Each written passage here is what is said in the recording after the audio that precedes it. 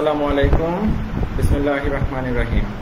Tongi pilot school and girls college কর্তৃক আয়োজিত online live ক্লাসে একাদশ দ্বাদশ শ্রেণীর ব্যবসা শিক্ষা শাখার শিক্ষার্থীদের জানাই স্বাগতম। প্রিয় শিক্ষার্থীরা, কেমন আছো তোমরা সবাই? আশা করতেছি ভালো। ধন্যবাদ জানাচ্ছি Tongi pilot school and girls কলেজের মাননীয় অধ্যক্ষ স্যার জনাব আলাউদ্দিন মিয়ার প্রতি, যার সুযোগ্য তত্ত্বাবধানে Tongi pilot school and girls কলেজের উন্নয়ন এগিয়ে চলছে দুর্বার গতিতে। আরও ধন্যবাদ জানাচ্ছি Tongi pilot school and girls কলেজের কলেজ শাখার সমন্বয়কারী জনাব মাহবুবুল আলম স্যার, জনাব কামাল হোসেন স্যার, প্রভাতী শাখার সহকারী প্রধান শিক্ষক বিশিষ্ট সাংবাদিক মাহবুবুল আলম স্যার, দিবা শাখার সহকারী প্রধান শিক্ষক আবুল হোসেন শেখ স্যার, শিক্ষক প্রতিনিধি আবু জাফর আহমেদ স্যারকে। আরও ধন্যবাদ জানাচ্ছি তাদের প্রতি যারা সার্বক্ষণিক আমাদের অনলাইন ক্লাস পর্যবেক্ষণ করে আমাদের উৎসাহ ও দিক নির্দেশনা দিয়ে যাচ্ছেন। তো প্রিয় শিক্ষার্থীরা, শুরু করতেছি আজকের অনলাইন ক্লাস। প্রথমে ক্লাস পরিচালনায় আমি মোহাম্মদ ইয়াকুব হোসেন মামুন, প্রভাষক হিসাব বিজ্ঞান, Tongi pilot school and girls college. আজকে তোমাদের সঙ্গে যে বিষয়টি আলোচনা করব সেটি হচ্ছে হিসাব বিজ্ঞান প্রথম পত্র সপ্তম অধ্যায় কার্যপত্র। তোমরা দেখতে পাচ্ছ হিসাব বিজ্ঞান প্রথম পত্রের সপ্তম অধ্যায় কার্যপত্র খুব ইম্পর্টেন্ট একটি অধ্যায়। আজকে এই অধ্যায়ের একটি অঙ্ক তোমাদেরকে আমি সলভ করে দেখাবো। তো প্রথমেই আমরা চলে যাচ্ছি, এই অঙ্কের রেওয়ামিল দেওয়া থাকে। প্রথমে আমরা দেখতে পাচ্ছি 2012 সালে 31 ডিসেম্বর তারিখে সমাপ্ত বছরে বর্ষণ ব্রাদার্সের একটি রেওয়ামিল দেওয়া আছে, যেখানে মূলধন ছিল 87,000, উত্তোলন দেওয়া আছে ডেবিট পাশে 6,000, ক্রয় আছে, বিক্রয় আছে, মজুদ পণ্য আছে, প্রাপ্ত কমিশন আছে, বেতন আছে ডেবিট পাশে, ঋণ আছে, ভাড়া আছে, ক্রয় ফেরত আছে ক্রেডিট পাশে, মণিহারি দ্রব্য ডেবিট পাশে, আসবাবপত্র ডেবিট, বীমা খরচ ডেবিট, দেনাদার ডেবিট, ব্যাংক উদ্বৃত্ত ডেবিট। তো আমরা এই সকল এন্ট্রিগুলোর সঙ্গে পরবর্তীতে যে এন্ট্রিটি দেখতে পাচ্ছি কিছু সমন্বয় থাকে, তাই না? এই সমন্বয়গুলোর মধ্যে যেমন আমি এখানে অনেকগুলো সমন্বয় দেখাচ্ছি। সমাপনী মজুদ পণ্য মূল্যায়ন হয়েছে 30,000, উক্ত মজুদ পণ্যের মধ্যে 500 টাকার মণিহারি অন্তর্ভুক্ত রয়েছে। বীমা খরচ 31 মার্চ 13 তারিখ পর্যন্ত পরিশোধ করা হয়েছে। 3 নম্বরে বলতেছে মালিক কর্তৃক ব্যক্তিগত প্রয়োজনে পণ্য উত্তোলন 2,000 টাকা। কমিশন অর্জিত হয়েছে কিন্তু পাওয়া যায়নি, সেটা ছিল 1,500 টাকা। বেতন বকেয়া রয়েছে 1,000 টাকা। পক্ষান্তরে ভাড়া অগ্রিম প্রদান করা হয়েছে 500 টাকা। ধারে পণ্য বিক্রয় 5,000 টাকা, যা হিসাবভুক্ত হয়নি। আসবাবপত্রের উপর বার্ষিক 10% অবচয় ধরতে বলা হয়েছে। তো প্রিয় শিক্ষার্থীরা, আমরা এই অঙ্কটি এখন সলভ করব। প্রথমে জাবেদাটা আমি করে দেখাচ্ছি। তোমরা আশা করি খাতা কলম নিয়েছো, খাতা কলমে প্রথমে জাবেদাটা তোমরা উঠিয়ে ফেলবে, কারণ জাবেদাটা খাতায় উঠাতে পারলে দেন আমরা ওয়ার্কশিটে যখন জাবেদাটা ট্রান্সফার করব তখন তোমরা খুব ইজিলি বুঝতে পারবে যে কোন জাবেদা আমি কখন কিভাবে ট্রান্সফার করতেছি। তো প্রথমে আসো, জাবেদার ঘর করে নিলাম। আমরা জানি জাবেদার ঘরে তারিখ, বিবরণ, খতিয়ান পৃষ্ঠা, ডেবিট টাকা এবং ক্রেডিট টাকা এই ঘরগুলো থাকে। পরবর্তী পেজে চলে যাচ্ছি। পরবর্তী পেজ হচ্ছে আমাদের প্রথম সমন্বয়টি যা ছিল। প্রথম সমন্বয় ছিল এরকম যে সমাপনী মজুদ পণ্য মূল্যায়ন হয়েছে 30,000 টাকা, উক্ত মজুদ পণ্যের মধ্যে 500 টাকার মণিহারি অন্তর্ভুক্ত রয়েছে। তাহলে খেয়াল করে এটার জাবেদাটা তাহলে কি দাঁড়াচ্ছে? 30,000 থেকে 500 টাকা মণিহারি যদি মাইনাস করি তাহলে সমাপনী মজুদ পণ্য থাকতেছে কত? 29,500। তাহলে ফার্স্ট জাবেদা, আমরা জাবেদার ঘরে চলে যাচ্ছি। প্রথম জাবেদাটা লিখতেছি, খেয়াল করো। ডিসেম্বর 31, 1 ক, সমাপনী মজুদ পণ্য হিসাব ডেবিট, ক্রয় হিসাব ক্রেডিট। পরবর্তীতে যে জাবেদায় চলে যাব সেটা হচ্ছে অব্যবহৃত মণিহারির জন্য। অব্যবহৃত মণিহারি হিসাব ডেবিট 500 টাকা, মণিহারি হিসাব ক্রেডিট 500 টাকা। দ্যাট মিনস 1 নম্বর সমন্বয়ে দুইটা জাবেদা আসতেছে। একটা হচ্ছে সমাপনী মণিহারির জন্য, সমাপনী মজুদ পণ্যের জন্য, এবং আরেকটি হচ্ছে অব্যবহৃত মণিহারির জন্য। পরবর্তী সমন্বয়ে চলে যাচ্ছি আমরা। পরবর্তী সমন্বয়টি ছিল এরকম। পরবর্তী সমন্বয়টি ছিল এরকম যে আমরা চলে যাচ্ছি পরবর্তী সমন্বয়ে। পরবর্তী সমন্বয় বলতেছে 2 নম্বর সমন্বয়, বীমা খরচ 31 মার্চ 2013 তারিখ পর্যন্ত পরিশোধ করা হয়েছে।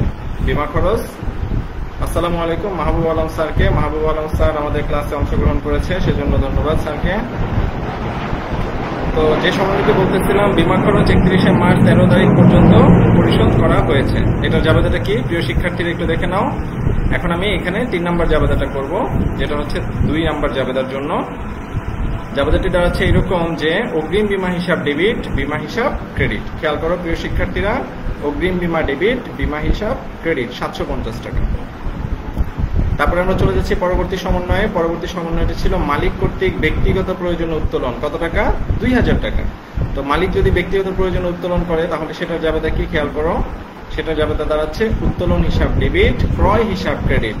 প্রিয় শিক্ষার্থীরা, আবারও বলতেছি, মালিক যদি ব্যক্তিগত প্রয়োজনে পণ্য উত্তোলন করে সেটার জাবেদা দাঁড়াচ্ছে উত্তোলন হিসাব ডেবিট এবং ক্রয় হিসাব ক্রেডিট।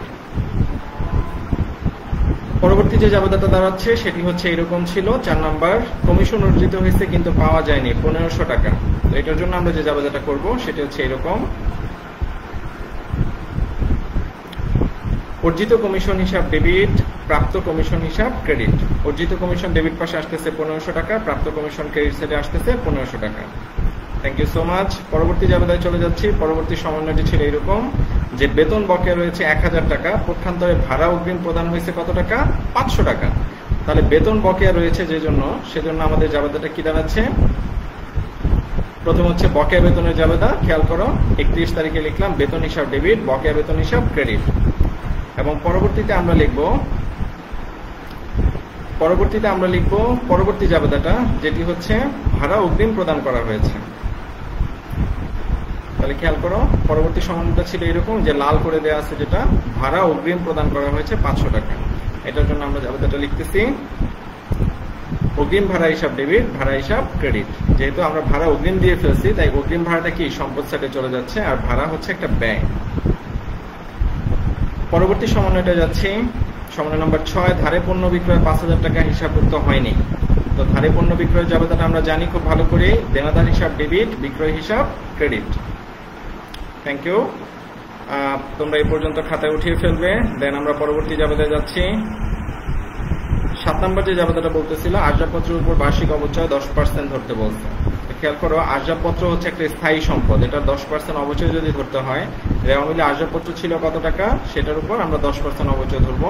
আসবাবপত্র হিসাব ডেবিট, অবচয় হিসাব ডেবিট, আর অবচয় সঞ্চিতি হিসাব ক্রেডিট। দেন আমাদের রেওয়া মিলে কিছু একটা এন্ট্রি ছিল। রেওয়া মিলে আমাদেরকে সুদ ছিল, ঋণের উপর সুদ ধরতে বলছিল কত পার্সেন্ট হারে, সেই পার্সেন্টেজ অনুযায়ী আমরা ঋণের সুদের জাবেদা লিখতেছি। খেয়াল করো, লাস্ট জাবেদা ঋণের সুদ হিসাব ডেবিট, বকেয়া ঋণের সুদ হিসাব ক্রেডিট। তো এই পর্যন্ত ছিল আমাদের জাবেদাগুলো। তোমরা খুব সুন্দর করে খাতায় প্রথমে জাবেদাগুলো উঠিয়ে ফেলবে, কারণ আমরা জাবেদা থেকে পরবর্তীতে ওয়ার্কশিটে এই জাবেদাগুলো ট্রান্সফার করব। তো আমি জাবেদাগুলো প্রত্যেকটা আবার দেখাচ্ছি তোমাদেরকে। প্রথম জাবেদা ছিল এরকম, সমাপনী মজুত পণ্য ডেবিট, ক্রয় ক্রেডিট। সেকেন্ড জাবেদা ছিল অব্যবহৃত মণিহারি হিসাব ডেবিট, মণিহারি হিসাব ক্রেডিট। থার্ড জাবেদা ছিল এরকম, অগ্রিম বীমা ডেবিট, বীমা হিসাব ক্রেডিট। তারপর ছিল সমন্বয় নম্বর 3, উত্তোলন ডেবিট, ক্রয় ক্রেডিট। সমন্বয় নম্বর 4, অর্জিত কমিশন ডেবিট, প্রাপ্ত কমিশন ক্রেডিট। সমন্বয় নম্বর 5 ক, বেতন হিসাব ডেবিট, বকেয়া বেতন ক্রেডিট। 5 খ ছিল এরকম যে অগ্রিম ভাড়া ডেবিট, ভাড়া হিসাব ক্রেডিট। ধারে বিক্রয় ছিল দেনাদার ডেবিট, বিক্রয় ক্রেডিট। তারপর ছিল 7 নাম্বার অবচয় জাবেদা, অবচয় হিসাব ডেবিট, পুঞ্জীভূত অবচয় বা অবচয় সঞ্চিতি ক্রেডিট। এবং লাস্ট জাবেদা ছিল 8 নাম্বার ঋণের সুদ হিসাব ডেবিট, বকেয়া ঋণের সুদ হিসাব credit. Thank you so much. আমরা ওয়ার্কশিটে চলে যাচ্ছি। এই হচ্ছে একটা ওয়ার্কশিটের ঘর। আমি প্রথমে 6 ঘর বিশিষ্ট ওয়ার্কশিটের ঘর করলাম, যেহেতু জায়গা নেই পাশে, সেজন্য আমি প্রথমে রেওয়া মিল, দেন সমন্বয় জাবেদা, দেন সমন্বিত রেওয়া মিল, এই 3টা অংশ দেখাবো তোমাদের। তার পরবর্তীতে আরেকটি পেজে গিয়ে আয় বিবরণী এবং আর্থিক বিবরণী দেখাবো। তো প্রথমে আমরা রেওয়া মিলটা উঠিয়ে ফেলি। রেওয়া মিলটা ছিল এরকম, মূলধন, উত্তোলন, ক্রয়, বিক্রয়। দ্যাট মিনস প্রশ্ন দেখে দেখে রেওয়া মিলটা উঠিয়ে ফেলতে হবে। আমরা উঠিয়ে ফেললাম। রেওয়া মিল উঠানোর পরে রেওয়া মিলের বাড়তি আরেকটি অংশ ছিল, যার মধ্যে ছিল দেনাদার এবং ব্যাংক উদ্বৃত্ত। এই 15টা এন্ট্রি ছিল রেওয়া মিলে। 15টা এন্ট্রি রেওয়া মিলে উঠানোর পর আমরা যে এন্ট্রিগুলো উঠাবো সেটি হচ্ছে সমন্বয়। খেয়াল করো, প্রথম সমন্বয়টা ছিল কি, সমাপনী মজুত পণ্য হিসাব ডেবিট। তাই দেখো, সমাপনী মজুত ডেবিট সাইডে চলে আসছে। সমন্বয় জাবেদা ডেবিট সাইডে সমাপনী মজুত কত ছিল প্রথম জাবেদায়? 29,500। আর ক্রেডিট ছিল ক্রয় হিসাব। তাই খেয়াল করো, এই যে ক্রয় হিসাব ছিল এখানে, এই ক্রয় হিসাব বরাবর আমরা ক্রেডিট সাইডে লিখবো কত টাকা? 29,500 টাকা। প্রিয় শিক্ষার্থীরা, আশা করি বুঝতে পারতেছো। কোনো প্রবলেম হলে অবশ্যই কমেন্ট বক্সে আমাকে জানাবে, আমি অ্যান্সার দেওয়ার চেষ্টা করব। তারপর সেকেন্ড জাবেদাটা ছিল আমাদের কি, অব্যবহৃত মণিহারি হিসাব ডেবিট। তো নতুন একটা এন্ট্রি যাচ্ছে আমাদের, অব্যবহৃত মণিহারি হিসাব ডেবিট। দেখো 17 নম্বর এন্ট্রিতে আমরা লিখবো অব্যবহৃত মণিহারি হিসাব ডেবিট। কত টাকা ছিল প্রিয় শিক্ষার্থীরা? 500 টাকা। আর মণিহারি একটা যেহেতু পুরাতন এন্ট্রি, সেটা দেখো আগেই ছিল। মণিহারি হিসাব ক্রেডিট হবে। মণিহারি হিসাব ক্রেডিট হচ্ছে 2700 বরাবর। এই যে 2700 ছিল, এটা বরাবর ক্রেডিট সাইডে দেখো 500 টাকা। তো চলে আসছে আমাদের মণিহারি 500 টাকা। তারপরে জাবেদায় চলে যাচ্ছি আমরা। তারপর যে জাবেদা ছিল অগ্রিম বীমার জন্য, খেয়াল করো, অগ্রিম বীমা চলে আসছে 18 নম্বর এন্ট্রিতে 750। আর বীমা হিসাব ক্রেডিট হবে। সো বীমা ছিল দেখো এর আগে কত নাম্বার এন্ট্রিতে, এই যে 13 নম্বর এন্ট্রিতে ছিল বীমা। এই বরাবর ক্রেডিট সাইডে আমরা লিখবো কত টাকা? 750 টাকা। তো আশা করি তোমরা খুব ভালো করে বুঝতে পারতেছো। তোমরা এরপরে অঙ্কটি অবশ্যই উঠিয়ে ফেলবে, আগে ভালো করে বুঝে নাও, তারপর আবার ভিডিওটি দেখে প্রথম থেকে অঙ্কটি সম্পূর্ণরূপে তোমরা হোমওয়ার্ক করে আমাকে ছবি তুলে কমেন্ট বক্সে দিয়ে দিবে। পরবর্তীতে চলে যাচ্ছি আমরা। পরবর্তী জাবেদা ছিল এরকম যে মূলধন উত্তোলন, মানে মালিক কর্তৃক পণ্য উত্তোলন ছিল, তার মানে উত্তোলন হিসাব ডেবিট হয়ে গেছে, খেয়াল করো 2000, আর ক্রয় হিসাব ক্রেডিট হয়ে গেছে কত 2000 টাকা। তারপরে জাবেদাটা ছিল এরকম যে আমরা কমিশন অর্জিত হয়েছিল কত টাকা 1500 টাকা কমিশন অর্জিত হয়েছে, তাই অর্জিত কমিশন ডেবিট, আর কমিশন হিসাব চলে যাবে এই যে কমিশন ছিল আগে থেকে দেখো প্রাপ্ত কমিশন নামে, এখানে ক্রেডিট সাইডে চলে যাবে কত টাকা 1500 টাকা। তাহলে অর্জিত কমিশন ডেবিট, প্রাপ্ত কমিশন হিসাব ক্রেডিট। তার পরবর্তী জাবেদায় চলে যাচ্ছি। পরবর্তী জাবেদাটা ছিল এরকম যে আমরা বেতন দিয়েছিলাম, অর্থাৎ বকেয়া ছিল এর মধ্যে বেতন, তাই বেতন হিসাব ডেবিট হয়ে যাচ্ছে, খেয়াল করো 1000 টাকা বেতন হিসাব ডেবিট। আর বকেয়া বেতন একটা নতুন এন্ট্রি, তাই 20 নম্বর এন্ট্রিতে চলে আসতেছে বকেয়া বেতন, সেটি হচ্ছে ক্রেডিট সাইডে চলে আসতেছে কত টাকা 1000 টাকা। তো আমাদের এই জাবেদাটাও শেষ। পরবর্তী জাবেদায় যাচ্ছি আমরা। ওয়ার্কশিট খুবই সহজ একটা এন্ট্রি, সহজ একটা অঙ্ক যদি আমরা জাবেদাগুলো ঠিক মতো করতে পারি। অগ্রিম ভাড়া ছিল 500 টাকা, সো ভাড়া থেকে এটি মাইনাস হবে, তাই ভাড়া থেকে দেখো ক্রেডিট করে ফেলতেছি। ভাড়া ছিল ডেবিট পাশে 4000, সেটি ক্রেডিট হয়ে যাবে কত টাকা 500 টাকা। তার মানে অগ্রিম ভাড়া হিসাব ডেবিট, ভাড়া হিসাব ক্রেডিট। তার পরবর্তী যে এন্ট্রিটি ছিল সেটি এরকম ছিল, দেনাদার ধারে বিক্রয় ছিল, দেনাদার হিসাব ডেবিট 5000 টাকা, খেয়াল করে এই যে এখানে আমি 5000 টাকা লিখে দিচ্ছি। আর বিক্রয় হিসাব ছিল, সো বিক্রয়ের সঙ্গে এখানে ক্রেডিট সাইডে যাবে, বিক্রয় হিসাব কত টাকা 5000 টাকা। ধারে বিক্রয়ের জাবেদাটা আবারও বলতেছি, দেনাদার ডেবিট ছিল, বিক্রয় হিসাব ক্রেডিট ছিল। তারপরে যে জাবেদাটা আমরা চলে যাচ্ছি সেটি ছিল এরকম, আসবাবপত্র অবচয় ধরা হয়েছিল, তাই নতুন একটা এন্ট্রি আসছে 22 নম্বরে, অবচয় হিসাব ডেবিট 5000। আর পুঞ্জীভূত অবচয় বা অবচয় সঞ্চিতি সেটি ক্রেডিট পাশে চলে আসছে দেখো 5000 টাকা। সো এটা জাবেদা ছিল আসবাবপত্রের অবচয় ডেবিট আর অবচয় সঞ্চিতি হিসাব ক্রেডিট।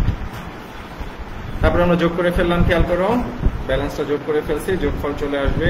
পরে ঋণের সুদ ছিল, আগে ঋণের সুদটা লিখে ফেলি। ঋণের সুদ ছিল ডেবিট 2000, আর বকেয়া ঋণের সুদ ছিল ক্রেডিট, সেটাও কত টাকা 2000 টাকা। সো ঋণের সুদ ডেবিট, বকেয়া ঋণের সুদ ক্রেডিট। এবার আমরা যোগফল টানতে পারি 47,750, 47,750। আর এই আমিলের যোগফল ছিল কত প্রিয় শিক্ষার্থীরা 1,93,000। এবার খুব ইম্পর্টেন্ট একটা বিষয়, সেটি হচ্ছে সমন্বিত রেওয়ামিল। কিভাবে সমন্বিত রেওয়ামিলটা আমরা করব? তো খেয়াল করো, সমন্বিত রেওয়ামিল করার জন্য প্রথমে আমাদেরকে যে কাজটি করতে হবে, এই যে মূলধন কি ছিল প্রিয় শিক্ষার্থীরা ক্রেডিট, সেটা ব্যালেন্সটা চলে যাবে সরাসরি কোথায় ক্রেডিট সাইডে। দেখো ক্রেডিট সাইডে চলে আসছে 87,000। উত্তোলন দেখো প্রিয় শিক্ষার্থীরা, উত্তোলন ছিল এখানে 6000, কত টাকা 6000। আর ডেবিট হয়েছে আবার কত 2000। তো আমরা জানি ডেবিট যোগ হয়, সো 6000 আর 2000 মিলে এখানে চলে আসবে ব্যালেন্স 8000 টাকা। তো দেখো চলে আসতেছে 8000 টাকা। ওকে, ক্রয় ছিল খুব ইম্পর্টেন্ট, কারণ ক্রয় একবার ডেবিট হয়েছে আর দুইবার ক্রেডিট হয়েছে। তো আমরা জানি ডেবিট থেকে ক্রেডিট মাইনাস হয়, সো মাইনাস হয়ে এই যে মাথা ঘুরে যাবে এখানে 23,800 টাকা, 23,800 টাকা ঘুরতেছে, এখানে চলে আসছে প্লাস মাইনাস করার পর 23,800 টাকা। সো একইভাবে বিক্রয় ছিল ক্রেডিট পাশে, এবং এখানেও ক্রেডিট আমরা জানি যোগ হয় 85,900 টাকা। মজুদ পণ্য বরাবর কিছুই ছিল না, সো মজুদ পণ্য ডেবিট সাইডে চলে আসবে কত টাকা 12,000। একইভাবে আমি দ্রুত করে ফেলতেছি, প্রাপ্ত কমিশন ক্রেডিট হয়েছে, তাই এই পাশে চলে আসবে কত যোগফল 3,500 টাকা। বেতন ছিল 11,000 টাকা ডেবিট, আবার 1,000 টাকা ডেবিট, সো ডেবিটে এখানে কত হবে প্রিয় শিক্ষার্থীরা 12,000 টাকা। ঋণ ছিল 20,000 ক্রেডিট, আর কোনো এন্ট্রি ছিল না, সো ঋণ 20,000 টাকায় ক্রেডিট সাইডে চলে আসতেছে, খেয়াল করো 20,000 টাকা। ভাড়া ছিল 4,000 টাকা ডেবিট এবং 500 টাকা ক্রেডিট। আমরা জানি ডেবিট থেকে ক্রেডিট মাইনাস হয়, সো ডেবিট সাইডে চলে আসতেছে, খেয়াল করে এখানে ডেবিট থেকে ক্রেডিট মাইনাস করে চলে আসতেছে 3,500 টাকা। ক্রয় ফেরত ছিল 3,100 টাকা, এবং এই 3,100 টাকাই ক্রেডিট সাইডে চলে যাবে এখানে, খেয়াল করো 3,100 টাকা চলে আসছে, খেয়াল করো উপর থেকে। মনিহারি ছিল একবার ডেবিট, আর মনিহারি আবার হয়েছে ক্রেডিট, তো আমরা জানি ডেবিট থেকে ক্রেডিট মাইনাস হয়, মাইনাস করে এখানে চলে আসতেছে দেখো 2,200 টাকা। আসবাবপত্র যা ছিল তাই 50,000 ডেবিট সাইডে চলে আসবে, কারণ আসবাবপত্রে কোনো ক্রেডিট ব্যালেন্স ডেবিট ব্যালেন্স ছিল না। বীমা খরচ এই যে দেখো এখানে একবার ডেবিট ছিল 3,000, এখানে একবার ক্রেডিট হয়েছে 750, তো মাইনাস করলে আমাদের ব্যালেন্স থাকতেছে কত 2,250 টাকা। Thank you so much. পরের পেজে যাচ্ছি। দেনাদার ছিল 3000 এবং 5000, তাহলে কত হবে প্রিয় শিক্ষার্থীরা? 35000। তো দেখো 35000 টাকা চলে আসছে। ব্যাংক উদ্বৃত্ত ছিল কত? 19000, 19000ই আসতেছে। সমাপনী মজুদ ছিল 29500, আমি সবগুলো এন্ট্রি বসায় দিচ্ছি। অব্যবহৃত মনিহারি ডেবিট সাইডে 500, অগ্রিম বীমা ছিল 750, অর্জিত কমিশন ছিল 1500 টাকা। বকেয়া বেতনটা খেয়াল করো ক্রেডিট সাইডে ছিল, তাই এটা ক্রেডিট সাইডে চলে আসবে 1000 টাকা। অগ্রিম ভাড়া ছিল ডেবিট সাইডে 500 টাকা, আর অবচয় ছিল ডেবিট সাইডে 5000 টাকা। অবচয় সঞ্চিতি ছিল ক্রেডিট সাইডে 5000 টাকা। ঋণের সুদ ডেবিট ছিল 2000 টাকা এবং বকেয়া ঋণের সুদ ক্রেডিট ছিল 2000 টাকা। তো এই ছিল সমন্বয় জাবেদা। খুবই সহজ একটা বিষয় ছিল যে আমরা শুধু ডেবিট ক্রেডিট যোগ বিয়োগ করে বসাতে হবে এবং যোগফল টানতে হবে। সর্বশেষ দেখো যোগফল চলে আসতেছে 2,07,500 টাকা। আশা করতেছি তোমরা রেওয়া মিল, সমন্বয় জাবেদা এবং সমন্বিত রেওয়া মিল এই তিনটা স্টেপ খুব ভালো করে বুঝতে পেরেছো। আমরা জানি সমন্বিত রেওয়া মিলের পরে যে দুইটা স্টেপ বাকি থাকে সেটি হচ্ছে আয় বিবরণী এবং কি বিবরণী? আর্থিক বিবরণী। তো চলো আমরা আগে সমন্বিত রেওয়া মিল থেকে এখন শুরু করব, আয় বিবরণী এবং আর্থিক বিবরণী। তো খেয়াল করো আমি এখানে সমন্বিত রেওয়া মিলটা নিয়ে আসছি আর পাশে দুইটা ঘর করছি, একটা হচ্ছে আয় বিবরণী আর একটা হচ্ছে কি আর্থিক বিবরণী। তো প্রথমেই আমরা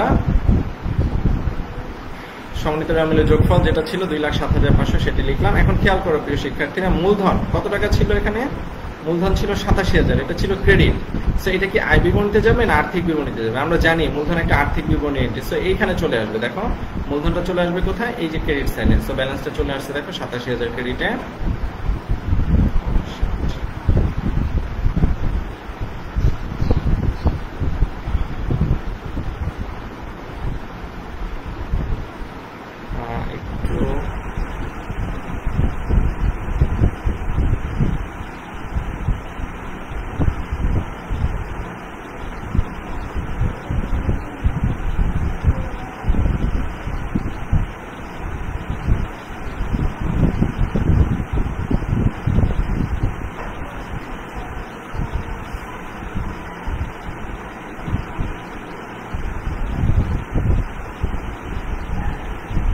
এই পর্যন্ত চলে আসছে, খেয়াল করো।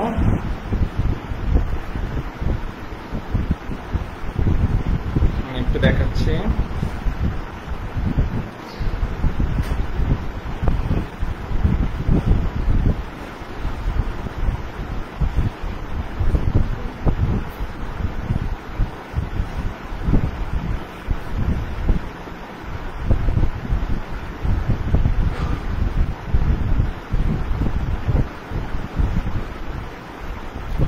খেয়াল করে আমরা আয় বিবরণী এবং আর্থিক বিবরণীতে মূলধনকে নিয়ে আসছি 87,000, উত্তোলন ডেবিট সাইডে চলে আসছে দেখো 8,000, ক্রয় ডেবিট সাইডে ছিল তাই এটা একটা ব্যয় 23,800, বিক্রয় ছিল আয় তাই 85,900, মজুদ পণ্য ছিল 12,000, প্রাপ্ত কমিশন ছিল 3,500, বেতন ছিল দেখো ডেবিট সাইডে 12,000, ঋণ ছিল কত? 20,000, তাই এটা দায় পাশে চলে গেছে 20,000, ভাড়া ছিল ডেবিট 3,500 টাকা, সো 3,500 টাকায় ডেবিট সাইডে আসছে, ক্রয় ফেরত ছিল ক্রেডিট, মনিহারি ছিল ডেবিট, সো ডেবিট পাশে আসতেছে, আসবাবপত্র দেখো 50,000 ছিল ডেবিটে, সো এটা সম্পদ পাশে চলে গেছে 50,000, বীমা খরচ ছিল 2,250 এবং দেনাদার ছিল কত হাজার? 35,000। পরবর্তী পেজে ছিল ব্যাংক উদ্বৃত্ত, এটা চলে যাবে দেখো ব্যাংক উদ্বৃত্তটা, ব্যাংক উদ্বৃত্ত সরাসরি চলে যাচ্ছে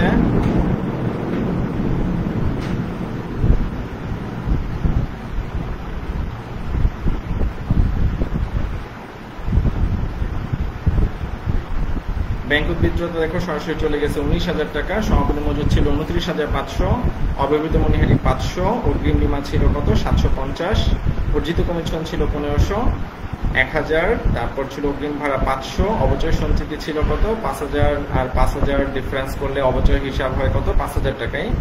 আর অবচয় সঞ্চিতি দায়, তাই দায় পাশে চলে আসছে 5,000, ঋণের সুদ ছিল ডেবিট, ব্যয় তাই ব্যয় পাশে আসছে 2,000, বকেয়া ঋণের সুদ ক্রেডিট সাইডে চলে আসছে 2,000, আর নিট লাভ ছিল আমাদের, খেয়াল করো প্রিয় শিক্ষার্থীরা, আয়ের ক্রেডিট থেকে ডেবিট বাদ দিলে নিট লাভ চলে আসতেছে কত? 29,500 টাকা। তো আমাদের এখানে যোগফল চলে আসতেছে দেখো, এই যোগফলগুলো আমরা এখন লিখে দিব। সম্পদ পাশে যোগফল দেখো 1,44,750, দায় পাশের যোগফল কত? 1,44,750। এই ছিল পুরো ওয়ার্কশিটটা, আশা করি তোমরা খুব ভালো করে বুঝতে পেরেছো। এখন তোমরা এই ওয়ার্কশিটটা সম্পূর্ণভাবে পুরো ভিডিওটি দেখে ওয়ার্কশিটটি কমপ্লিট করবে এবং করে আমাকে ছবি তুলে কমেন্ট বক্সে দিয়ে দিবে, আমি তোমাদেরকে অঙ্কটি চেক করে দিব। তা আশা করবো তোমরা সবাই ভালো থাকবে, বাসায় ঠিক মতো পড়ালেখা করবে এবং আমাদের অনলাইন ক্লাসগুলো সার্বক্ষণিক তোমরা সবগুলো ক্লাসই হচ্ছে, প্রত্যেকটা ক্লাস খুব মনোযোগ সহকারে দেখবে কোভিড-19 এই সময়ে, যাতে আমরা বাসায় বসে আমাদের পড়ালেখার কার্যক্রমটা চালিয়ে যেতে পারি। কারণ সামনে স্কুল কলেজ খুলে গেলে আমাদের পরীক্ষা শুরু হয়ে যাবে। তো সেজন্য তোমরা খুব ভালো করে প্রিপারেশন নাও এবং ভালো থেকো, সুস্থ থেকো, তোমরা ঘরেই থেকো, নিরাপদে থেকো, সেই দোয়া রইল। আল্লাহ হাফেজ।